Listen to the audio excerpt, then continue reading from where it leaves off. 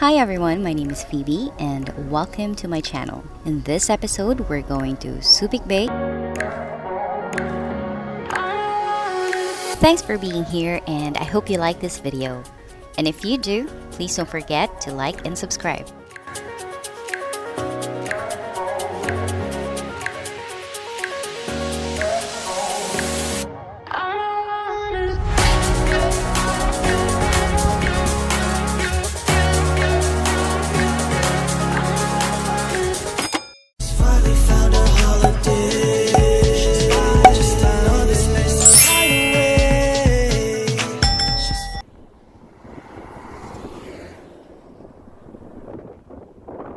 Dito kami ngayon sa gilid ng SCTEX papuntang Concepcion kasi dumapa yung gulong namin. Ayan, kung nakikita nyo, gulong na isa sa baba. We were on our way to Subic. Tapos yung gulong namin, gulong siya sa harap. So, naghihintay kami ngayon ng tow truck. Tumawag na kami, 20 to 30 minutes daw. Si Pam nagluluto ng pasta. Sabi ko, gutom na siya.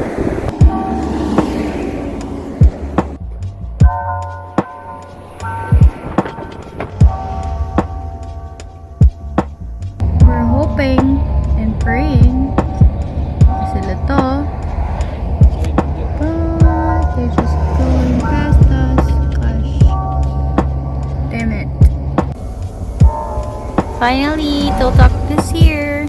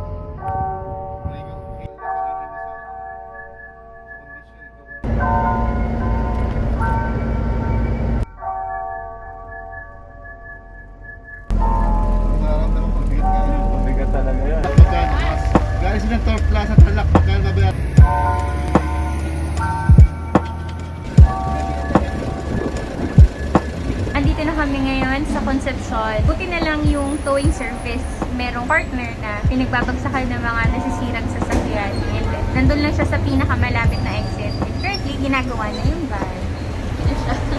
Yung okay na rin si Choice. Yeah. Tapos, sabi nila, bearing lang naman. Sana bearing lang kasi pinaandar pa namin.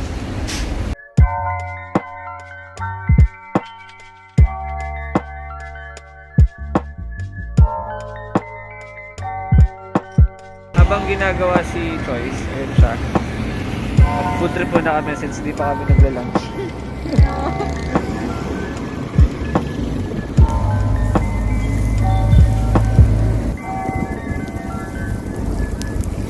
Cute! May setup kami ng table.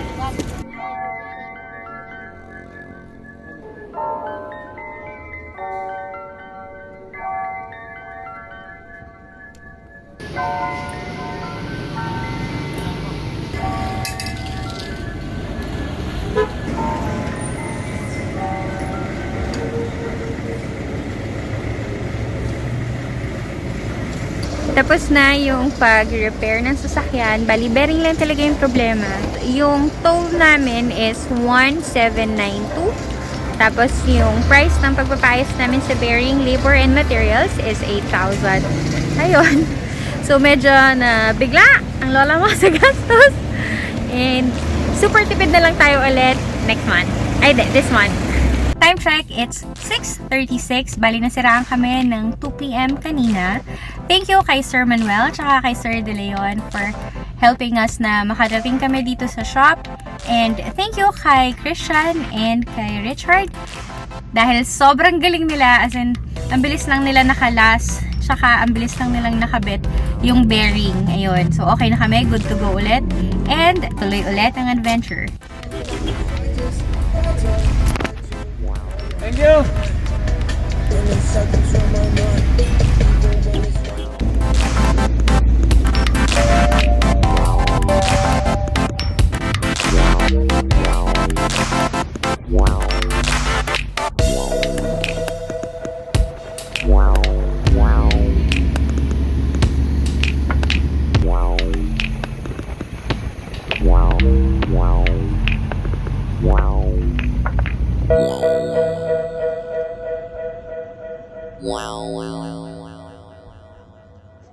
Andito na kami ngayon sa isang gas station sa Subic. Bali, nag-freshen up na kami, nakapag-toothbrush na ako, nakapag-wash up, nakapagpalit na rin ako ng undies. Mamaya, pag nakahanap na kami ng spot, magpapalit na ako ng damit ko na pangtulog, tsaka pampalit. And si Pam, nandun, he's freshening up na.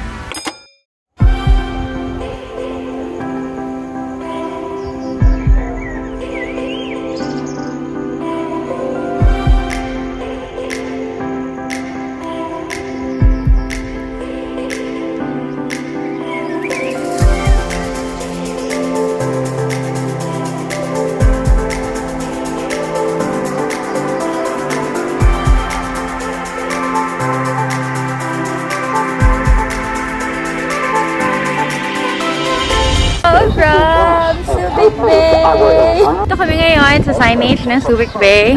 Make sure to also properly dispose of your trash and help make our environment clean. This is an advisory from the SPNA Public Health and Safety Department. Ayun si Choice. And ito si Pam. Bakit kaya may nag-iwan ng Yakult dito? Our hands sanitized. Ayun, yung mga basura natin, ha? Good physical hygiene. Sana laging malinis. Nakakahiya sa lugar. And help make our environment. Kagabi nakakita kami na nagiinom dito sa Bay. Tapos sabi namin, sana linisin nila yung kalat nila. Well, guess what? Iniwan nila yung mga kalat nila. Masyado silang pa-cool pero hindi nila kayang linisin yung basura nila.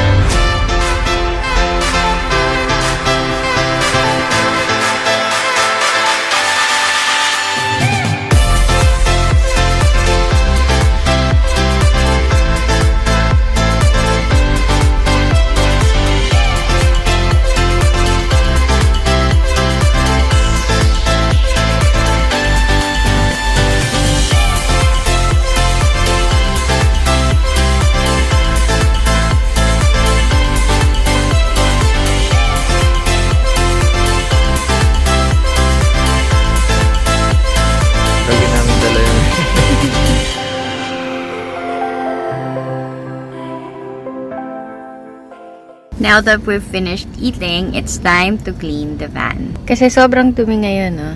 Ayun, may tabo, yung oil, tapos yung soap, mga laptop. And that's the bed. Okay, let's start cleaning.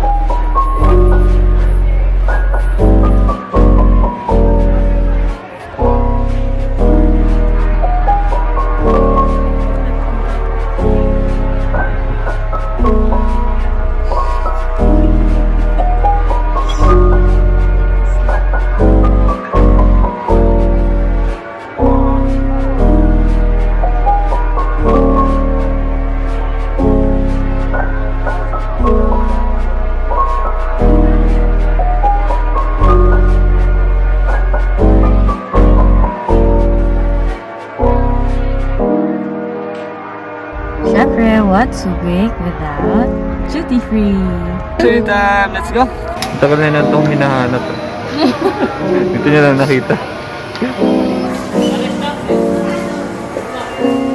Ito na yung binili namin kanina sa grocery. So, we have bread para mas mura yung breakfast. And, syempre, yung coffee namin. Tapos, yan, mga instant coffee para madaling itimpla kasi very complicated yung isa. Tapos, oatmeal, breakfast ulit, quick meal. And, of course, chocolates. Grabe, hindi ko na talaga natiis. And this one, what is this? What's that? Let me see. Oh, we have siomai! I forgot about this. We bought siomai. Tingnan nyo, ano lang, 180 pesos. Tapos marami siya. Tapos yan, for mga quick snacks. Meron naman kaming chili garlic. Tapos, naku po, ito na nga. Bumili tayo ng mga salami. Yung cheese na sobrang favorite ko rin. And, ito. Try lang, baka yummy. Yeah. Oh my God, Milka. Nahihilig kami ngayon sa pasta kasi ang bilis lutuin eh. Tapos, eggs, of course. 1 dozen lang.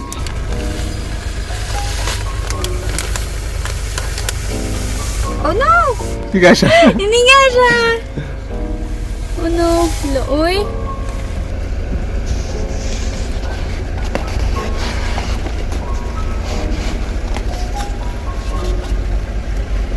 Perfect!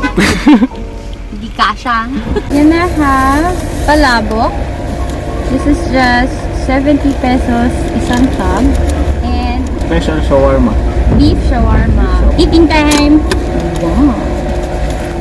Oo nga. Ang crunchy. Habang nag-grocery kami kanina, puro palabok lang nasa isip ko. Gutom na ako. Sap-sap nga tumira dito pagka madami kang pangkain na lang. Baked tahong, oyster, Yan, sarap. grilled oyster. May mga sashimi.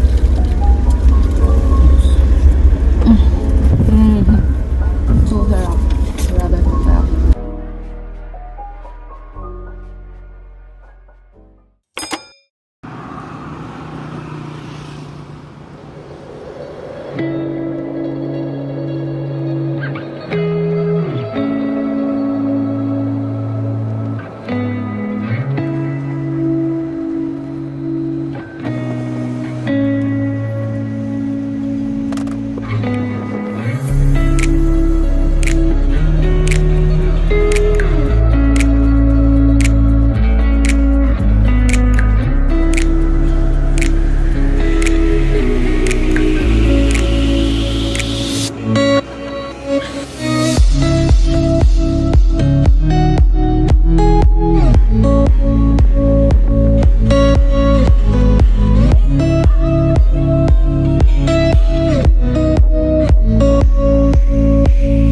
Ganda ng view namin ngayon.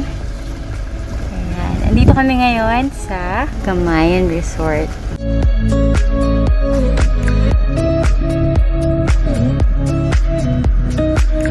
We're currently contemplating kung magde-day tour kami kasi 500 each person tapos ang use lang beach. So hindi ko alam kung worth it siya. Kasi 1,000 yun, no? Tapos hanggang 8:30 ng gabi. What you think? Sulitin na lang natin. Parang ang mahal. Sobrang mahal. Para lang sa beach. Like you, baby. Looks like me, no?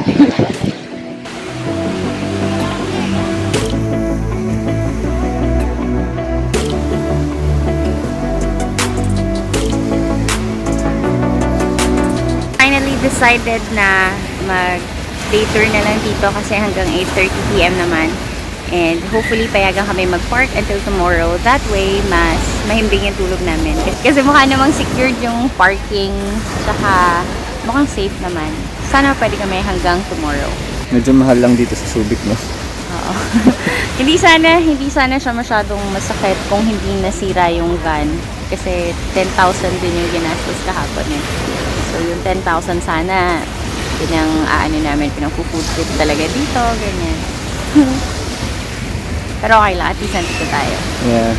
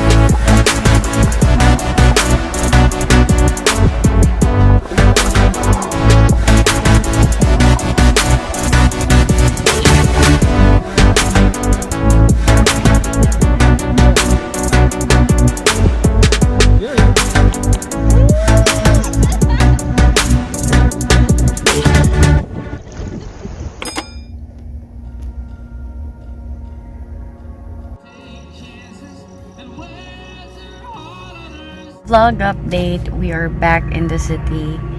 And the reason is because kinato kami kanina doon sa Kamayan. Bawal daw mag-park doon. As much as I want to say na doon kami matutulog, unfortunately not. I kind of had a nervous breakdown kanina, hence namamagay mata ko. Mainly because I think I'm spending too much money, things na hindi ko naman expected or mga hindi naman dapat. Paayos kami ng sasakyan, it was 10,000 in total. Tapos gumastos pa kami ng 900 para makapag-swim kami doon for only just a few hours. And sabi ko baka worth it kasi makakaligo naman kami, makakatulog kami doon. Well, unfortunately, that was not the case. Now, naghahanap kami ng happy food kasi I think I need it.